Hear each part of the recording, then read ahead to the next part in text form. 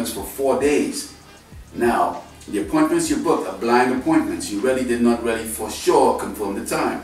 You're doing it because people need advance notice for their diaries. So it's practical. Joe, how about next Friday, 2 o'clock? That good for you? Good, you put it down. But you tell him, you tell him it can move up half hour or move down half hour.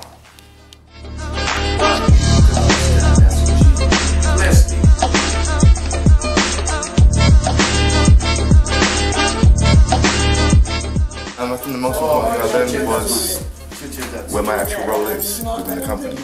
I mean, it may be starting at the bottom and I'm just doing the screening, but it's still vital.